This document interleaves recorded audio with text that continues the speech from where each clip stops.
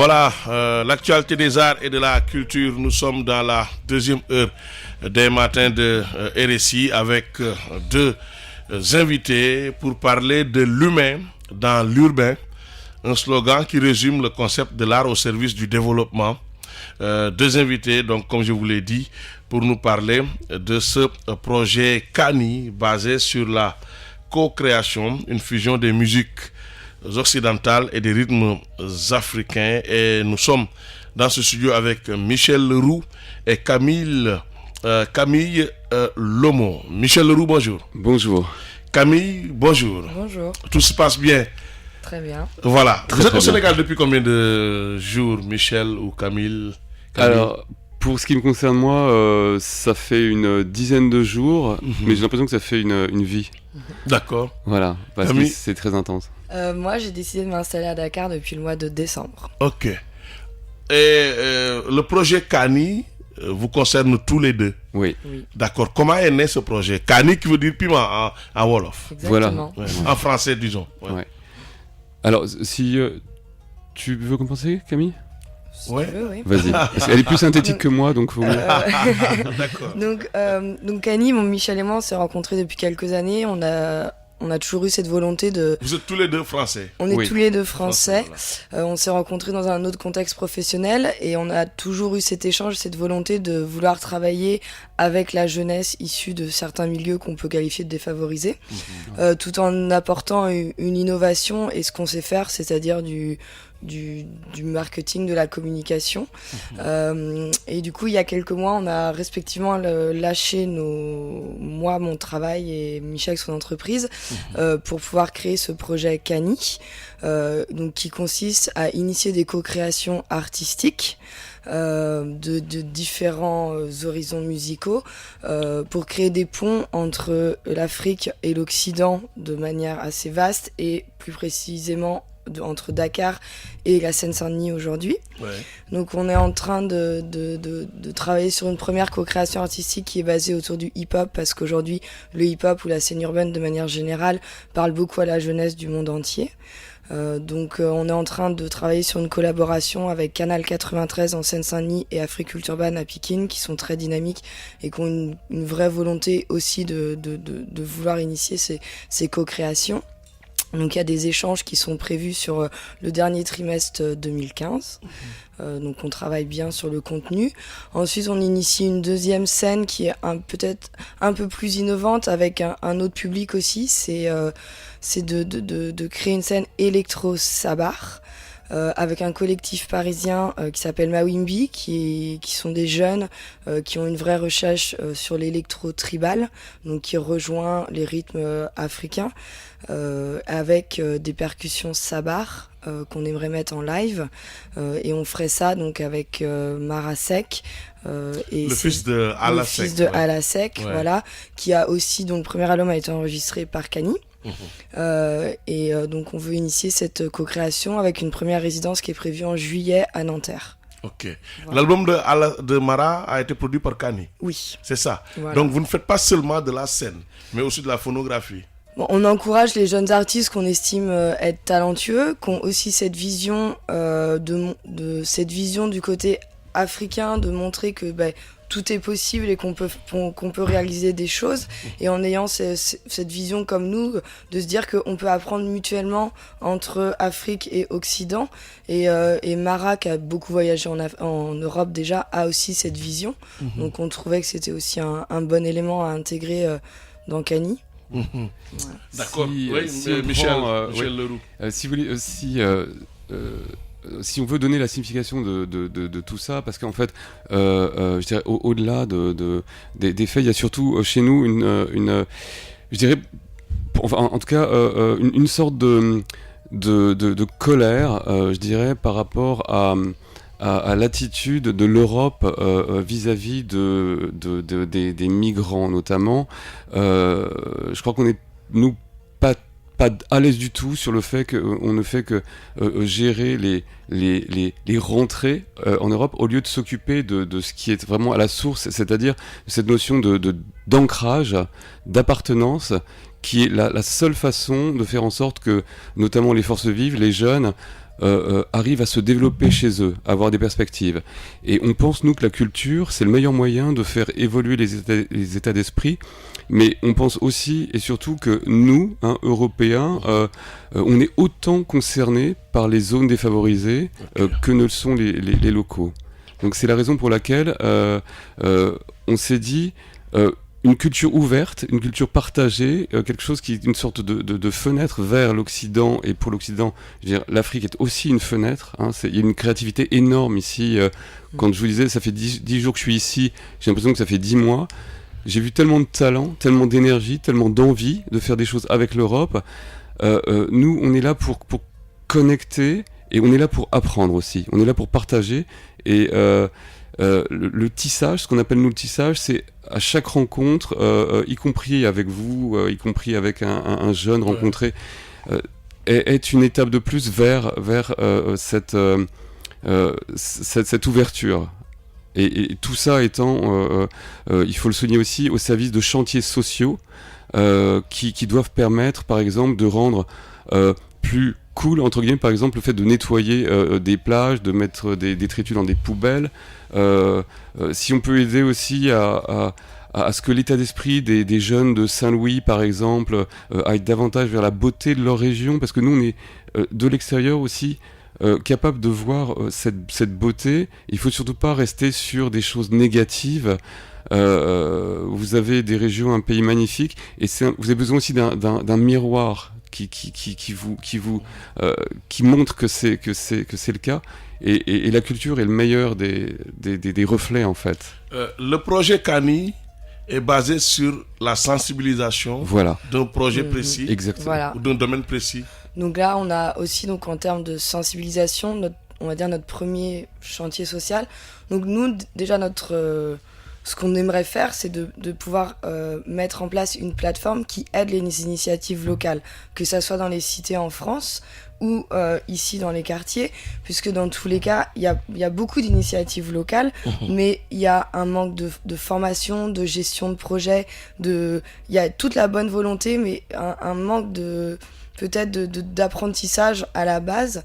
Et donc nous, avec Michel, notre philosophie, c'était de dire qu'il y a beaucoup d'initiatives locales et qu'il faut les aider à se mettre en place, à leur apporter une visibilité aussi, parce qu'aujourd'hui, avec le monde d'aujourd'hui, l'initiative locale, on peut avoir une visibilité internationale, et c'est la force des réseaux sociaux, d'internet, et il faut s'en servir à bon usage. Et donc du coup, pour notre premier chantier social, on est en train de travailler avec l'association ASICO, qui est basée à la Médina. Moi-même, j'habite à la Médina maintenant depuis quelques mois, et du coup, eux avaient déjà organisé un premier festival pour nettoyer la plage de la porte du 3e millénaire et nettoyer aussi le quartier de la Médina, avec différents ateliers basés autour du graffiti, basés autour des rollers, enfin vraiment d'activités qui parlent à la jeunesse aujourd'hui. Donc on va relancer ce travail avec ASICO, peut-être un peu étoffer le projet pour essayer de sensibiliser et aussi à terme de mettre en place des actions concrètes de propreté dans la Médina. Pour faire ça aussi, donc, on aimerait utiliser le graffiti, qui aujourd'hui est une visibilité énorme et qui parle énormément à la jeunesse, mais pas que au final. Et pour ça, donc, on discute étroitement avec Docta, donc, qui est originaire de la Médina et qui fait déjà beaucoup d'actions sociales au Sénégal et en Afrique de manière générale, et qui lui aussi est évidemment très intéressé pour avoir un quartier peut-être plus propre, avec plus de moyens, plus de sensibilisation sur l'environnement urbain de manière générale. D'accord. Alors, le projet Kani intègre la formation. Oui. À long terme, oui. À long terme, Michel. Alors, la formation, je dirais, pour nous, il y a un peu deux types de formation. Il y a celle qui est un petit peu, qui est liée au court terme, c'est-à-dire que dans notre vision, si on veut stimuler des jeunes à rester plutôt dans leur région d'origine pour s'y sentir bien avant peut-être de bouger, et non pas d'être condamné à la fuir. il est important de leur trouver des alternatives, donc une formation. Et on discute de plusieurs possibilités. Donc faire venir des ressources humaines, européennes par exemple, avec des savoir-faire, des gens qui ont aussi envie de partager pour former ces jeunes, ça fait partie de nos préoccupations. On est en train d'en parler avec des acteurs sénégalais qui voient les choses de la même façon. La formation, c'est aussi l'éducation en amont, un travail sur l'éducation des 6-12 ans, notamment dans des zones comme par exemple la zone de Saint-Louis. Hein. C'est un projet dont on discute concrètement actuellement. Ça veut dire utiliser des nouveaux outils ludopédagogiques, hein, qui ont été testés notamment en Europe, par exemple, et qui permettent à des enfants de réagir à de l'image, du son, du ludique, pour justement impacter sur cet état d'esprit, et que eux se rendent compte de leur identité, mais aussi des perspectives possibles par ce biais-là. Donc l'éveil de l'enfant fait aussi partie de ce que Kani, à travers le culturel, souhaite stimuler. D'accord. L'art pour le développement, voilà. Ou l'art au service du social. Apparemment, c'est différent dans votre compréhension, non? Je dirais que le social est extrêmement lié au développement. Prenez un exemple. On parlait de salubrité publique. Si on veut nettoyer des plages, introduire des poubelles, etc., on parle tout de suite après de recyclage de déchets.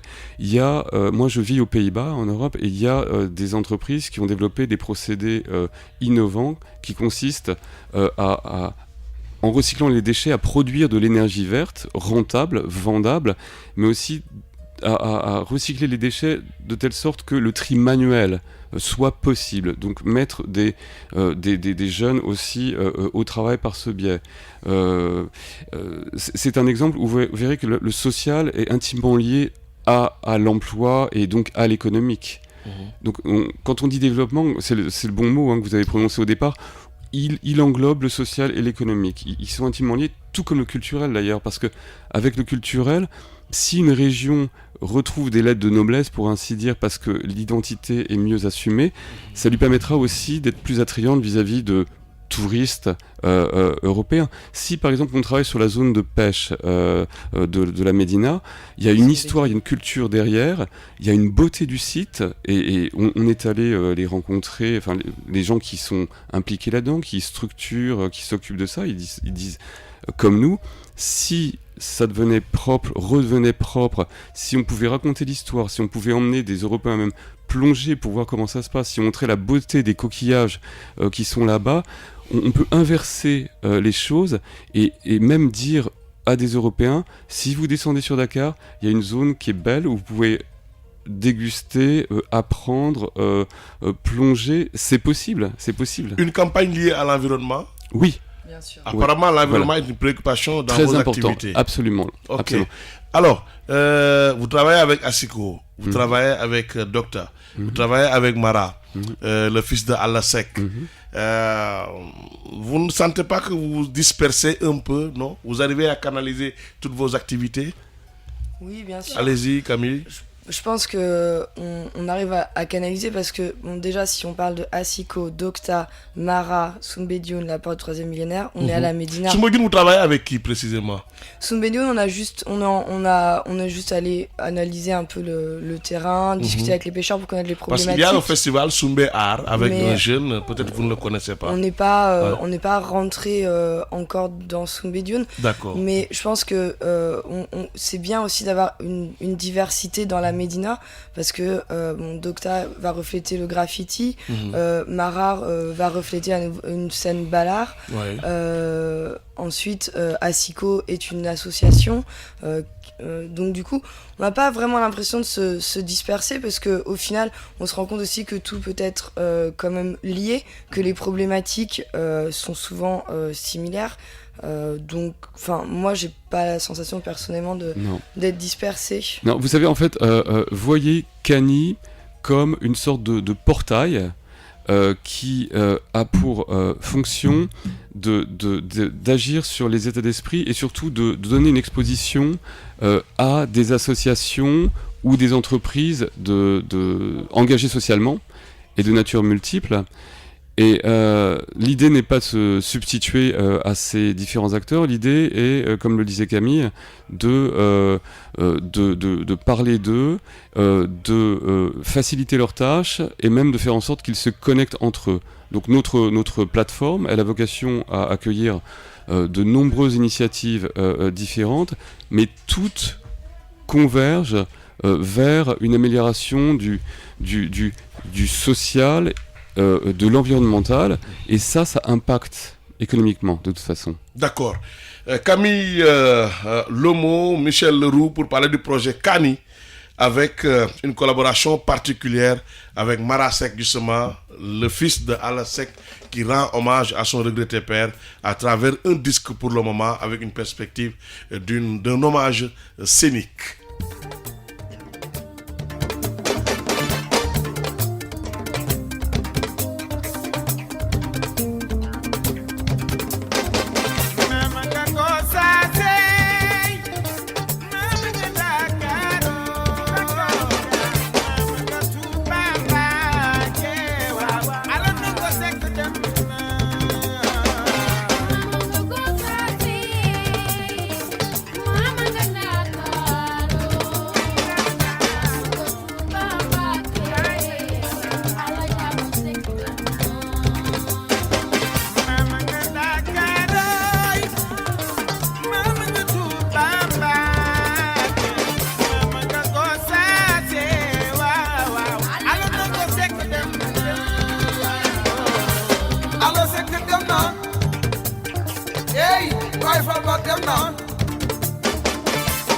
aduna ne xare xam déedéet kenn mënu koo xam ma naan ak dafa yaatu loolu tax na ko daal ba ku ñëw bay sa waar Alla Seck moom de bay na waaram déedéet kenn waxatu ko Alla Seck sigil na yoon Alla Seck moom defar na yoon maanaam defar na yoonu aar bay ko fi dem gis nga waajane li mu daan wax ci musique bari na Alla Seck li mu daan def ci musique bari na mënu ma koo roy de gaañi xanaa damay jëma fàttali koog sama ñoñ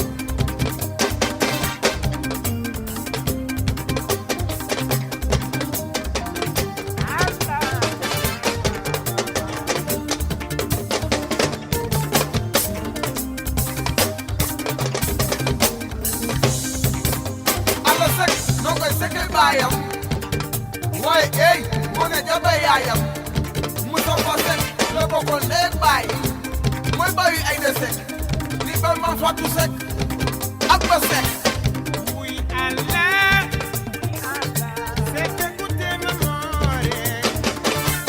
mamore ay waay mamori menu dam Alla Seck sama jëjë mu xale la waaye ey waxte waxi mag la Alla Seck waxam nga yéena ku ne moo dana wax naan xale mu dundal mag Arona kontaan naa e waay jëm ca kanam kontaan naa Arona kontaan na di kat dañ na ko sama dugg bi fekk bu neexee Voilà, c'est Mara Seck, le fils de Alla Seck, qui rend hommage à son père d'ailleurs, hommage à Alla Seck. C'est un disque, un titre à retrouver dans son album, hommage à Alla Seck. Voilà, c'est un titre générique. Alors,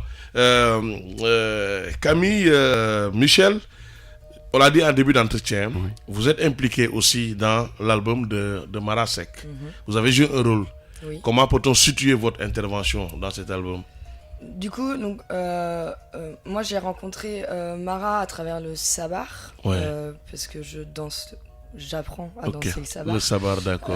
Mara étant un excellent danseur de sabar, on s'est rencontrés comme ça et il m'a tout de suite parlé de son album qu'il a travaillé pendant des années. Ouais, pendant longtemps. Il était prêt à être produit. Il y avait quelques arrangements encore à faire au studio. Donc du coup, on a décidé ensemble avec Michel de de participer à cette édition d'album parce qu'on considère qu'il y avait une vraie réflexion, un vrai travail dessus et que ça méritait vraiment de voir le jour.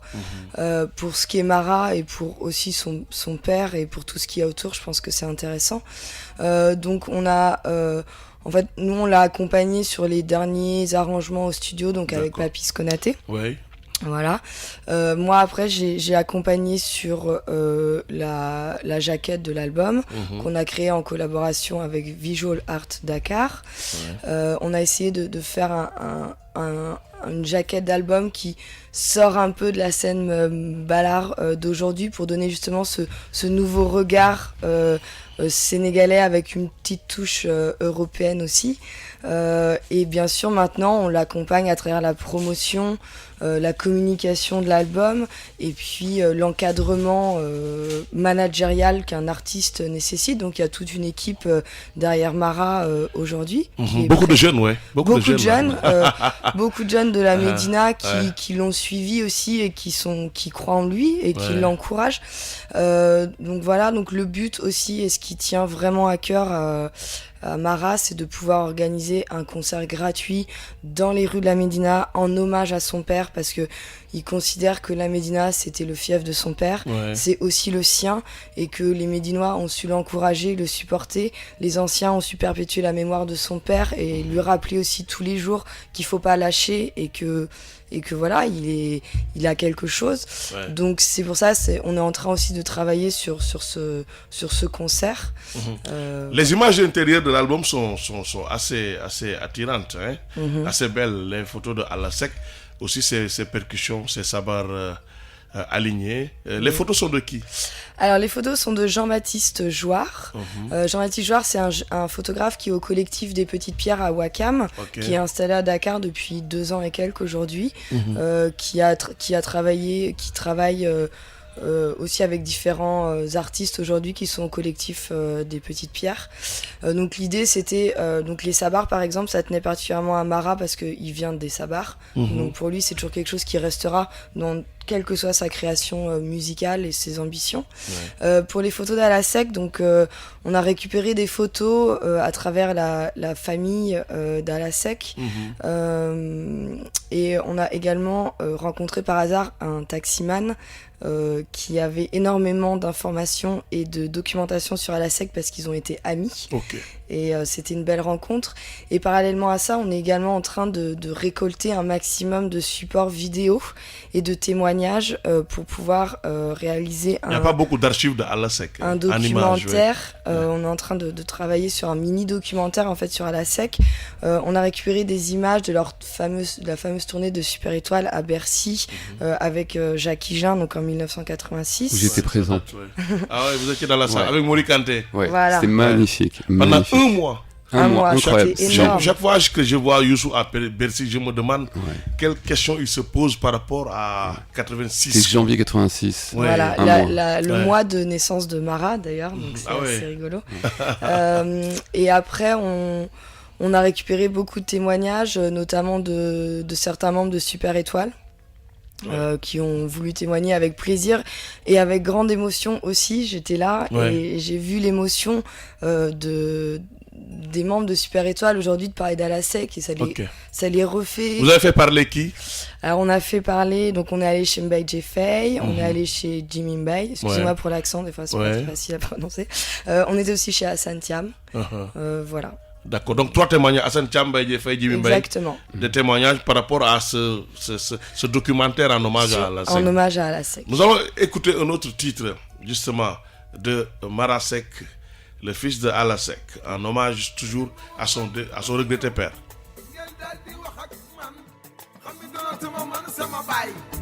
Mara alay sa baay kon nag yaa war a wax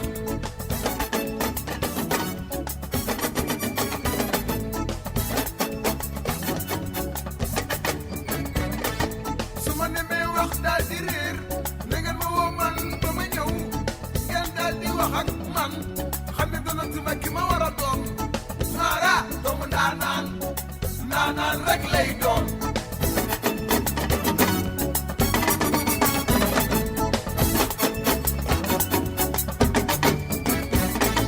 su ma demee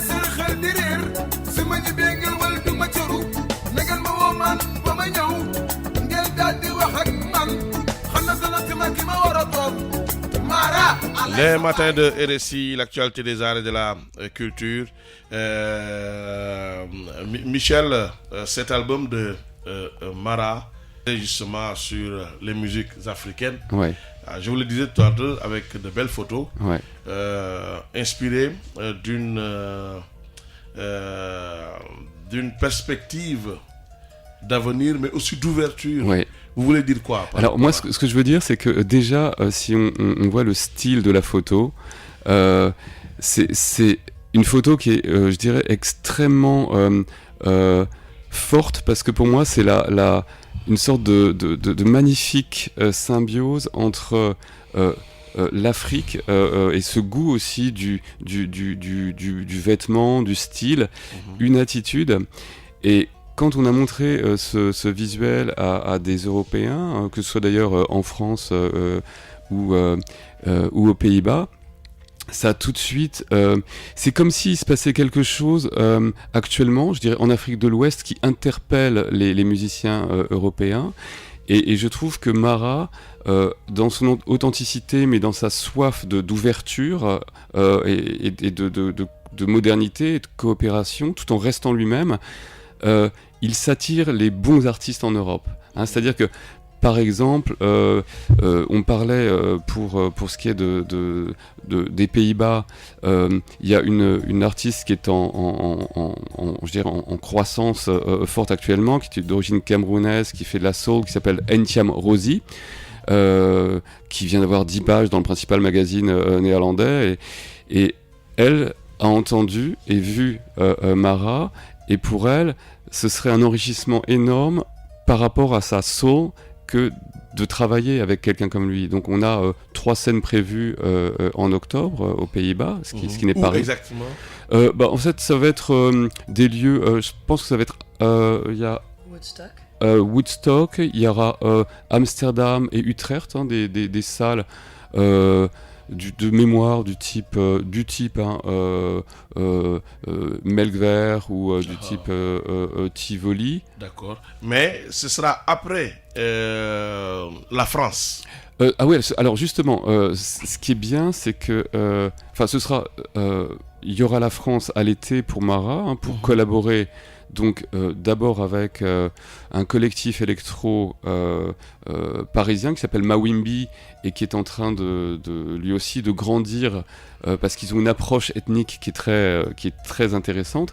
Et eux, dès qu'ils ont entendu les sons de Mara, ils étaient tout de suite, c'était eux qui étaient extrêmement demandeurs pour pouvoir travailler avec lui.